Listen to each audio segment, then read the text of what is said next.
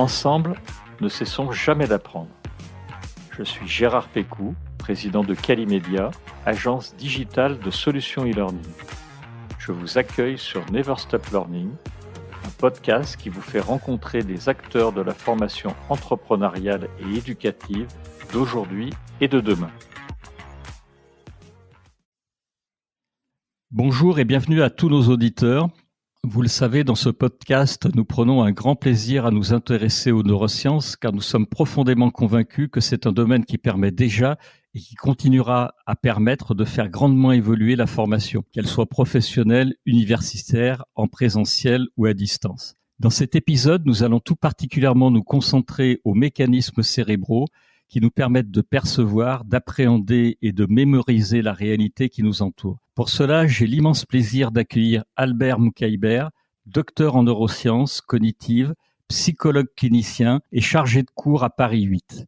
Il est l'un des fondateurs de Chiasma, un collectif de neuroscientifiques qui s'intéresse à la façon dont se forment nos opinions. Il est également l'auteur du livre « Votre cerveau vous joue des tours » aux éditions Alary, livre dont nous allons beaucoup discuter tout au long de ce podcast. Bonjour Albert. Bonjour. Avant de rentrer dans le cœur du sujet, est-ce que tu pourrais nous raconter un peu ton parcours ? Qu'est-ce qui t'a plongé dans la quête de la compréhension du cerveau ? Le hasard, probablement, pour être très franc. J'étais assez paumé quand j'ai eu mon bac. J'aimais bien les ordinateurs. J'ai travaillé en tant qu'ingénieur en sécurité informatique un peu. Et puis quand c'est devenu mon boulot, j'aimais pas ça du tout. J'ai grandi au Liban. Je suis libanais d'origine. Enfin, je suis encore libanais, mais... Et j'étais à l'université américaine de Beyrouth, et dans les facs du système américain, on peut choisir les cours qu'on veut. Donc, gérais un peu à la fac, je prenais des cours de tout et n'importe quoi. J'ai fait de la bio, je voulais faire de la génétique, etc., etc. Et un jour, j'ai pris un cours de psycho qui m'a vachement intéressé. Donc, je me suis dit, je vais approfondir. Et au fur et à mesure des cours, je trouvais que c'était assez intéressant. Et un des profs à la fac était un neuroscientifique, donc il m'a un peu parlé de ça. Mais je voulais vraiment faire de la psycho, donc j'ai fini ma licence. J'ai postulé pour un master à Paris. Je suis venu à Paris, il fallait trouver un stage pour le master. Donc j'ai commencé un stage à la Pitié-Salpêtrière. Et mon directeur de stage venait de démarrer un master de neurosciences à l'université Paris 6. Et m'a dit, vu que j'avais un profil... En France, la psychologie est très littéraire. Dans le système américain, la psychologie est un peu plus, on va dire, scientifique, même si j'aime pas trop cette dichotomie. Il m'a dit, est-ce que tu serais intéressé de faire aussi un master de neurosciences, parce que j'avais des bases en bio, parce que j'avais commencé aussi, j'ai eu un doc de bio à la fac à Beyrouth. J'ai dit oui, ça me paraissait très intéressant d'essayer d'étudier les bases biologiques de notre appareil psychique. Donc j'ai fait un master en neurosciences, puis j'ai postulé pour une bourse que j'ai eue, donc j'ai fait une thèse en neurosciences et je me suis retrouvé clinicien et chercheur en neurosciences. Mais c'était des fils des rencontres et je suivais un peu ce qui m'intéresse, mais c'est pas genre un truc hyper planifié. J'ai toujours aimé comprendre comment les choses fonctionnent, mais je serais en train de mentir si je dis que ça a toujours été le cerveau, le truc. Mais maintenant, j'aime beaucoup mon travail et je trouve ça très intéressant. D'accord. En tous les cas, bravo pour ton parcours, même s'il n'était pas planifié, il est quand même splendide. Et merci. Le livre, j'ai trouvé d'ailleurs rien que le titre et la manière dont il est écrit, je mettrai de toute façon le livre dans le podcast, c'est intelligent, donc bravo pour ça. Je vais commencer par une de tes phrases parce que quand on lit ton livre, elle nous interpelle. Notre perception est partiale, notre attention est limitée, notre mémoire est infidèle, pourtant nous avons tous une vision du monde cohérente. En fait, tu introduis ton ouvrage sur les mécanismes de perception du cerveau, ceux qui nous, et je te cite, aident à mieux naviguer dans le monde. Est-ce que tu peux nous expliquer ici comment le cerveau fonctionne pour faire une représentation du monde ? Donc on part à partir de nos sens, donc notre perception, qui effectivement est très partielle, limitée. Je sais pas, par exemple la vision, on ne voit pas toutes les fréquences qui existent, les fréquences de lumière qui existent. On voit juste le spectre de la lumière visible, c'est la même chose pour notre audition, pour notre toucher, on ressent pas les différents atomes d'une surface. Il y a des surfaces lisses et des surfaces rugueuses, mais c'est juste parce que mes doigts n'ont pas une assez forte résolution, entre guillemets, pour ressentir les différents molécules d'atomes. Je ressens plus sur le bout de mes doigts que sur mon bras. Pour la chaleur, je peux pas indiquer la température exacte qu'il fait dans une pièce, etc. Donc j'ai une perception qui est très limitée. Et mon cerveau, à partir de ces signaux, va reconstruire un peu le monde. Mais quand je regarde le monde, j'ai pas l'impression qu'il y a des trucs que je vois pas. Donc il va boucher un peu les trous pour créer une sorte de cohérence perceptive. Et c'est la même chose pour notre mémoire. Il y a un chercheur qui travaille sur le self, l'identité de soi, qui s'appelle Stan Klein par exemple, qui parle de comment on a une sorte de continuité dans notre mémoire autobiographique. J'ai à peu près presque 40 ans. Et dans ma tête, j'ai toujours existé depuis que je suis né jusqu'à aujourd'hui. Mais j'ai pas vraiment de preuves pour ça. Dans mes souvenirs, si tu me demandes où est-ce que tu étais quand tu avais 9 ans et 24 jours, ou bien 24 ans et 3 semaines, ou 33 ans et 11 mois, j'ai aucune idée. Oui. On n'a pas vraiment de preuves matérielles de notre existence continue. Et on se prend pas la tête avec ça tous les jours. Notre cerveau a, Stan Klein dit en anglais, evidenceless continuity. On a un sens de continuité sans preuve. Et ça, c'est quelque chose qui est assez intéressant de comment mon cerveau bouche ces trous. Si je comprends bien, notre perception de la réalité et de ce qui nous entoure est donc très très personnelle. Chacun donc voit le monde au travers de ses propres yeux, de son propre voile, son propre cerveau. C'est bien ça? Oui, chacun voit au travers de ses propres yeux son voile, mais il faut pas tomber dans ce qu'on appelle la fausse équivalence, que du coup chacun est en train de vivre dans son monde à part. Oui, il y a des choses communes. Si mon cerveau ne voit pas la voiture qui est en train de passer pendant que je suis en train de traverser la rue, je vais quand même me faire écraser. Donc il y a une sorte de limite de ces capacités de reconstruction du monde, et cette limite est souvent très liée à l'incertitude et à la nouveauté. Plus un sujet est incertain, on appelle ça l'ambiguïté, plus un sujet est ambigu, et plus je peux lui attribuer le sens que je veux, le voir comme je suis. Notamment sur des sujets interpersonnels. Je peux imaginer que quelqu'un m'aime pas, ou même parce que j'ai pas accès à ses pensées. J'avais fait ma thèse sur la phobie sociale. Là, c'est quand on imagine que les autres sont en train de nous juger négativement, alors que c'est pas nécessairement vrai. C'est juste que c'est incertain parce que j'ai pas accès à leurs pensées. Sur des sujets socio-scientifiques, parce qu'ils sont très techniques et j'ai pas les compétences nécessaires pour les évaluer, les OGM, la vaccination, le nucléaire, sur des sujets géopolitiques qui sont loin de moi, je sais pas, la politique au Chili, la situation en Syrie, etc. Dans ces situations d'incertitude forte, notre cerveau va boucher ses trous à partir de mes a priori, donc mon opinion politique, mon opinion religieuse, ma culture, le pays où je suis né, etc., etc. Et sur d'autres choses, non, on voit de manière beaucoup plus commune les choses qui sont pas très incertaines, une voiture qui traverse une route, le déplacement de sujets dans l'espace, ou combien de personnes est-ce qu'il y a dans une pièce, etc., etc., qui sont moins incertains. Donc, par moment, on est en train de voir le monde comme nous sommes, et par moment, on est obligé de voir le monde pour ce qu'il est. D'accord. En revanche, l'interprétation de la réalité par notre cerveau, elle peut aussi nous jouer des tours. C'est le cas, par exemple, de la mémoire. Je crois que dans le livre, tu dis que notre cerveau, il est capable finalement de réécrire des souvenirs et que on peut même aller jusqu'à modifier la réalité de ce qui s'est passé. Tu peux aller un peu plus loin? Oui, en fait, notre mémoire n'est pas du tout comme un film ou un appareil photo où on a enregistré et puis on revisite, ou un fichier qu'on a sauvegardé sur un ordinateur qu'on revisite.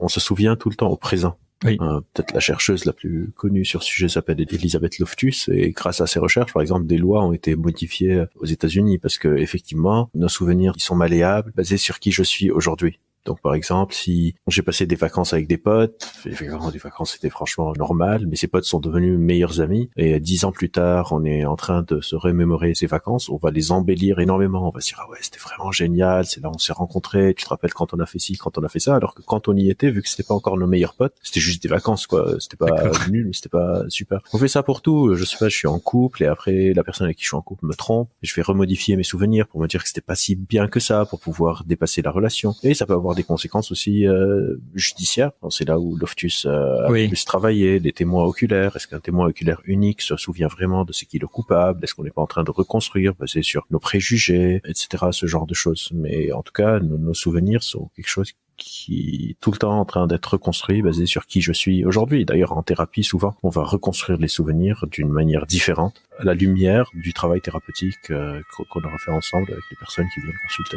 D'accord. Est-ce que le biais cognitif que l'on nomme confabulation, il s'applique sur la mémoire court terme? Alors, la confabulation, c'est un mot technique pour certains troubles, pas chez le sujet sain, mais d'accord. Ce qui s'apparente à la confabulation, si on va utiliser le mot de manière, on va dire, moins rigoureuse, d'accord, on est en train d'inventer, ça s'applique à tout. On confabule bien sûr sur la mémoire à court terme. Parfois, je vais faire quelque chose et 5 minutes plus tard, quelqu'un va me dire, mais pourquoi tu as fait ça? Et je vais dire, non, je l'ai pas fait. Et des fois, je suis de mauvaise foi, et des fois, vraiment, j'ai oublié. Je sais pas, ça peut même... On invente plein de fois des choses, même si elles sont à court terme. D'ailleurs, il y a des études de l'équipe de Loftus qui ont implanté des faux souvenirs autobiographiques chez des personnes 10 minutes après un événement. Pendant qu'ils sont dans la salle d'attente, ils vont modifier, par exemple, la vidéo d'une caméra de surveillance et faire croire à la personne qu'elle a, par exemple, trébuché en rentrant, alors que c'était pas du tout vrai. D'accord. On va faire une incursion dans la formation. Dans le cas d'une formation et toujours sur ces aspects mémoire court terme, Si à la fin d'une formation, par exemple, on sollicite les apprenants sur des éléments qu'ils ont appris au tout début de la formation, est-ce que on est susceptible de modifier l'ancrage mémoriel négativement si l'explication donnée en second lieu n'est pas claire, par exemple?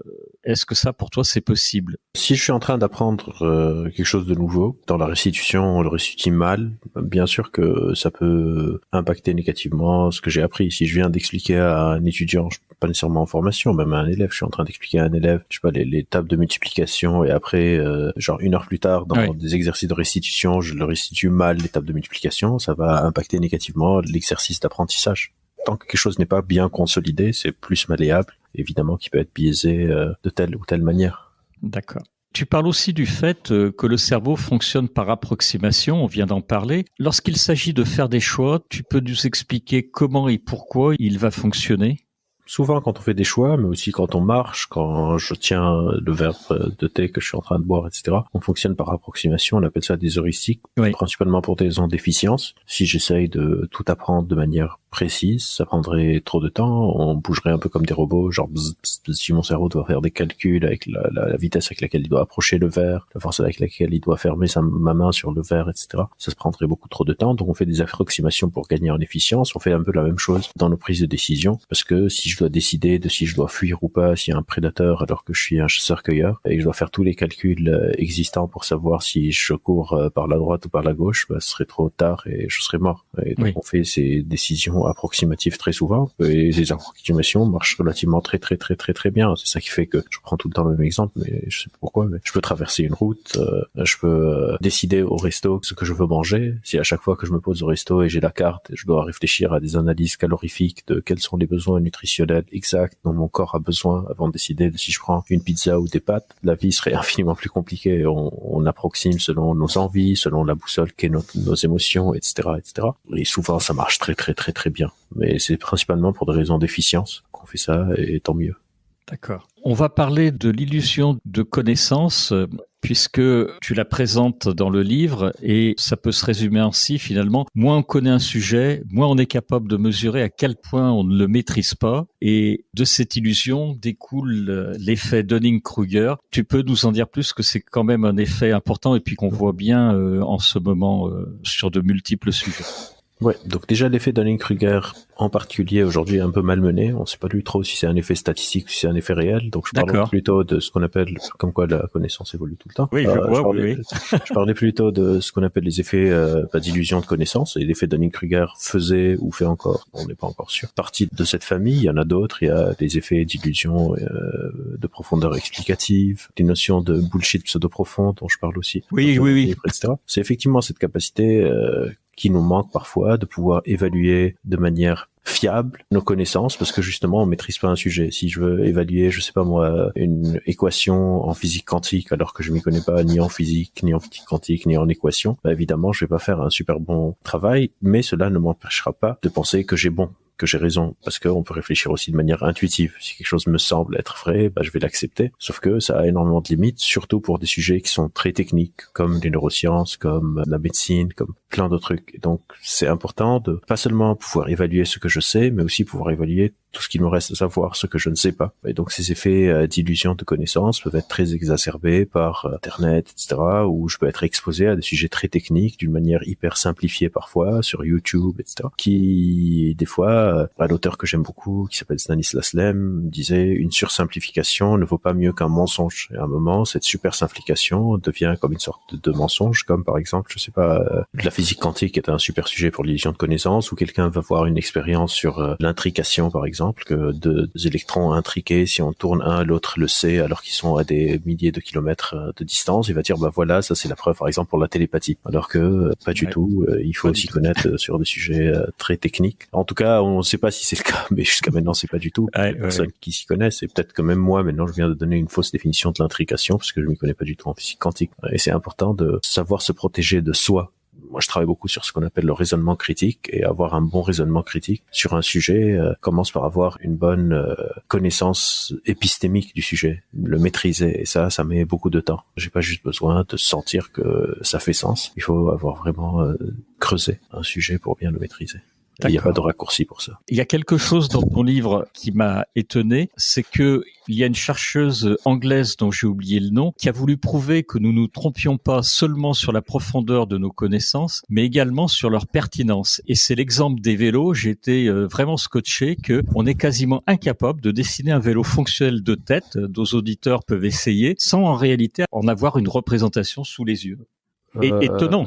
C'est ça où je parlais d'illusion de profondeur explicative, ça s'appelle. Et donc ça a été fait avec des vélos. Donc c'est une chercheuse qui s'appelle Rebecca Lawson, voilà, à l'université de Liverpool. Mais ça a été fait aussi avec demander à des gens, est-ce que vous savez comment fonctionne un frigo? Et tout le monde dit ouais, bien sûr que je sais comment fonctionne un frigo. Et quand on leur demande d'expliquer vraiment comment fonctionne le frigo, ça devient plus compliqué. Le four à micro-ondes, etc., etc. On a tendance à surestimer comment fonctionnent des objets quotidiens de la vie de tous les jours. Parce que souvent, effectivement, ces illusions de connaissance sont utilisées pour citer des sujets très vastes ou des sujets très polémiques de société, la physique quantique, les OGM, la vaccination, etc., etc. Mais en fait, ces illusions de connaissance, on les retrouve dans nos objets quotidiens sur des sujets beaucoup moins polémiques. Est-ce que vous savez comment fonctionne le micro avec lequel je vous parle? Comment fonctionne l'ordinateur avec lequel on est connecté? Comment fonctionne Internet? Comment fonctionne une imprimante, etc. Souvent, on a tendance à avoir cette profondeur explicative, cette illusion de profondeur explicative, où on a tendance à croire que bien sûr que je sais comment, comment cuit un gâteau. Mais quand on demande est-ce que vous pouvez vraiment l'expliquer, ça devient beaucoup plus complexe. Et ça a été fait sur plein de choses, comment fonctionnent les machines à coudre, les microprocesseurs, les marées, les arcs-en-ciel, les capitales même de certains pays. On en a parlé, la cuisson des gâteaux, les frigos, tout ça. Il y a des articles sur tous ces sujets. Les miroirs, etc. D'accord. Alors justement, tout ce que tu dis, ça peut être vraiment important dans le monde de la formation. Comment on peut éviter cet effet d'illusion de connaissance, à ton avis? D'abord, est-ce qu'on peut l'éviter? Est-ce qu'il y a des bonnes pratiques pour appréhender cette illusion de connaissance, ou alors c'est juste inévitable parce que notre cerveau est fait comme ça? On peut pas l'éviter. On peut pas l'éviter. La seule manière de l'éviter, c'est par le groupe. C'est pour ça que, par exemple, en science, quand on publie, on fait ce qu'on appelle la revue par les pairs.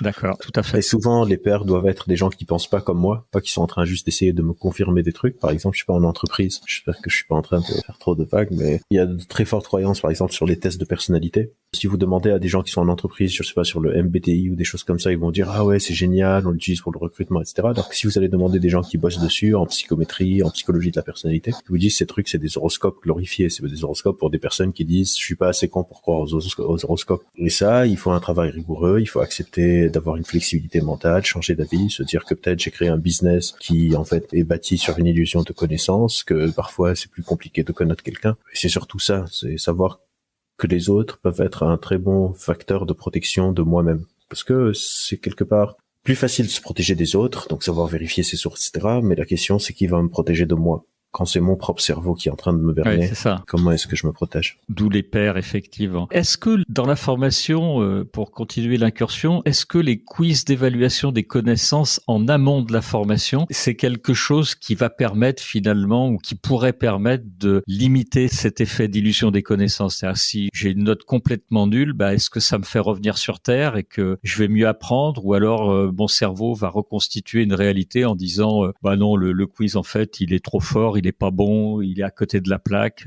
On peut aller jusque-là? Ça dépend des types de quiz. Ça dépend qu'est-ce que je questionne. Par exemple, si on prend l'exemple des tests de personnalité, en entreprise notamment, comme le MBTI, tout ça, par définition, un MBTI vous donnera toujours, par exemple, 70% de choses positives sur vous. Il n'y a aucun MBTI ou aucun test de personnalité en entreprise. Vous remplissez le test et vous dit vous êtes une personnalité toxique, pourrie, et vous servez à rien. Parce que sinon, vous allez le rejeter.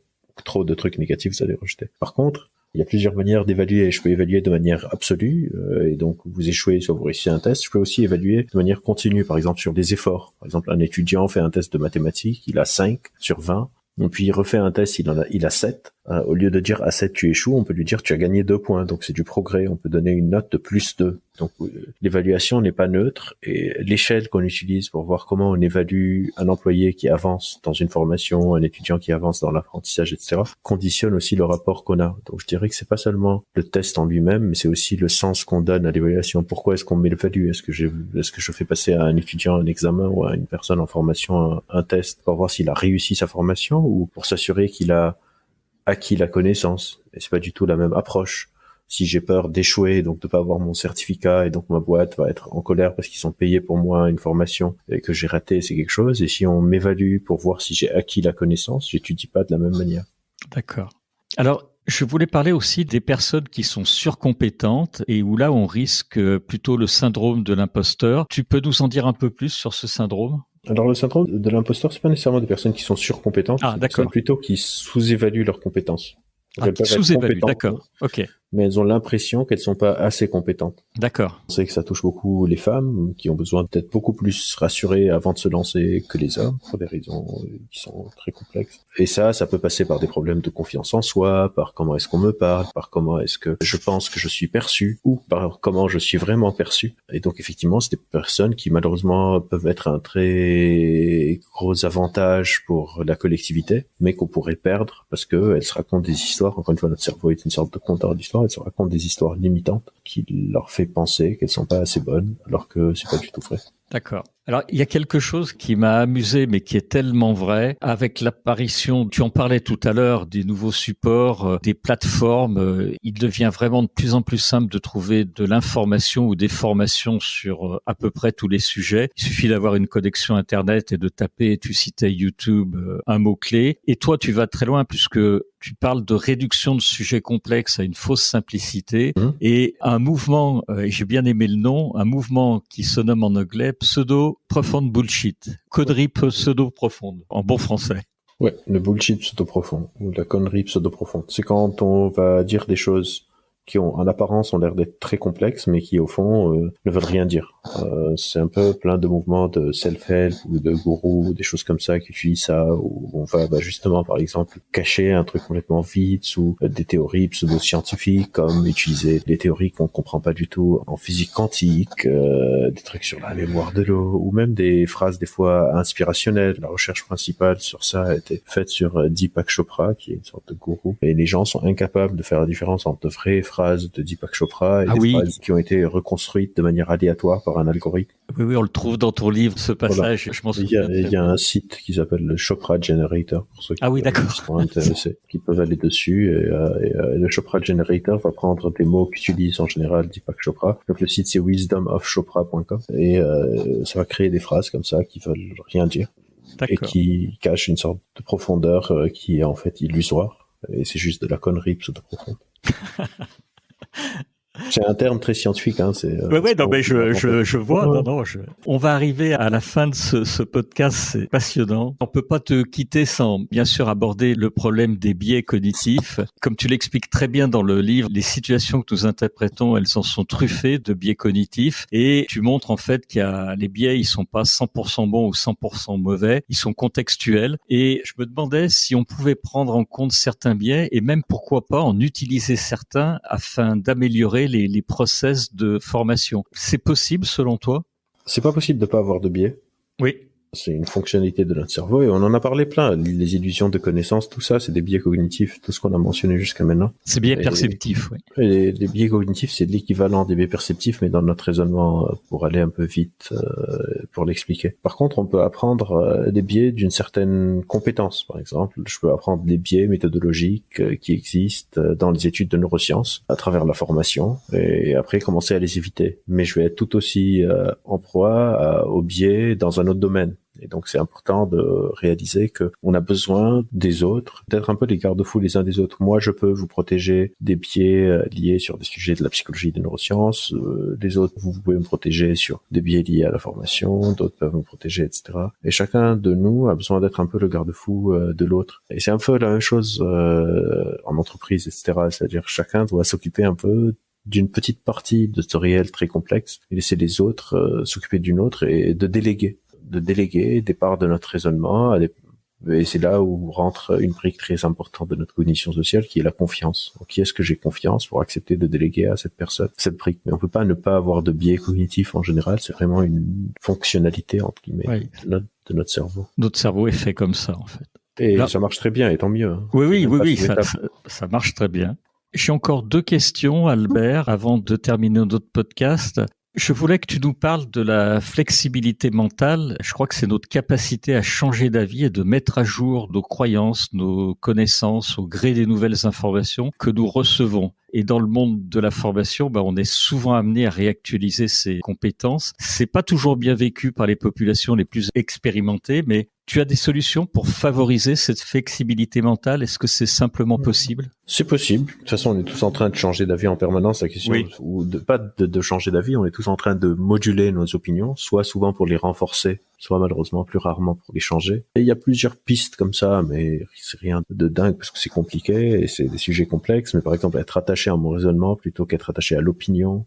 M'entraîner à ne pas trop m'attacher à certaines habitudes ou avoir des personnes qui m'influencent assez pour me changer mes habitudes. Et effectivement, plus je fais quelque chose depuis longtemps, comme tu étais en train de dire, les personnes les plus expérimentées sont plus difficiles de changer d'avis. C'est pour ça aussi qu'il y a souvent entre guillemets, des clashs entre les générations qui arrivent, les générations qui sont déjà là, parce que les générations qui ont déjà créé une représentation du monde. Ceux qui arrivent ont encore cette flexibilité mentale sur certains sujets. Et donc, vont challenger, et c'est souvent mal vécu. On se retrouve avec les trucs de boomer. Vous êtes une génération gâtée, le wokisme, etc.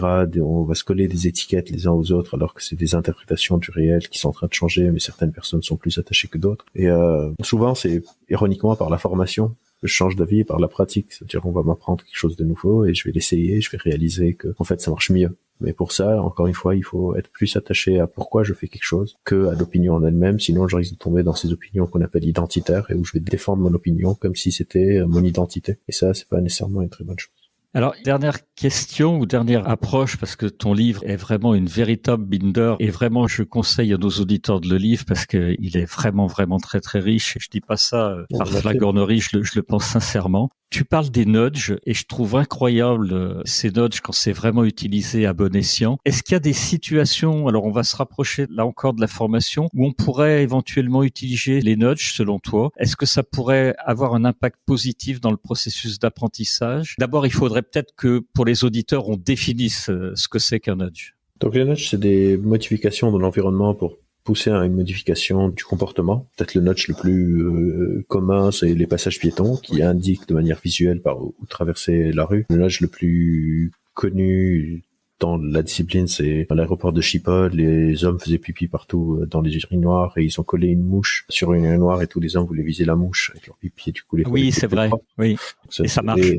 Et ça marche. En tout cas, il y a des effets plateaux. Au bout d'un moment, ça peut arrêter de marcher, mais en tout cas, ça marche assez pour que les visiteurs de l'aéroport, pour que les toilettes soient, je pense, 70% plus propres, un truc comme ça. D'accord. Et ça peut aider évidemment dans l'apprentissage, que ce soit dans les formations ou pour moi, la formation, c'est juste un mot technique pour l'apprentissage en entreprise ou l'apprentissage adulte. Mais oui, il y a des modifications qu'on peut faire dans les méthodes d'apprentissage pour faciliter cette tâche. Je sais pas de quel genre de formation on parle, mais ça peut être des formations sur de nouveaux logiciels. Je sais pas, est-ce que tu as une idée de formation comme ça? Je peux peut-être donner un exemple qui soit... Je parlais des formations, mais qui peuvent être sur les logiciels, des formations qui sont des formations métiers dans l'aéronautique, la santé, voilà, on peut avoir des nudges, par exemple, je sais pas, sur les aiguilleurs des aéroports, par exemple, les aider à avoir une checklist pour, par exemple, moins rater de choses. Et encore une fois, c'est juste des modifications dans l'espace qui sont complémentaires. Il faut pas croire que les nudges sont un outil genre qui va révolutionner le monde des formations, mais c'est un outil complémentaire dans la boîte à outils qui existe, qui peuvent aider à mieux se rappeler quelque chose, à mieux l'intégrer, etc. Utiliser des bonnes pratiques, par exemple. Exactement. D'accord. Je vais te remercier, Albert, puisque on arrive au bout de ce podcast. Vraiment un grand merci pour ton temps. Je remercie également nos auditeurs qui nous ont accompagnés au bout de ce podcast. Je rappelle le titre de ton livre, Votre cerveau vous joue des tours, qui est édité par la maison d'auteurs à la réédition, que je vous conseille fortement. Sincèrement, offrez-le à vos connaissances qui s'intéressent de près ou de loin aux neurosciences. Je vous assure que vous ferez des heureux et des heureuses. Un très très grand merci encore une fois, Albert. Merci beaucoup.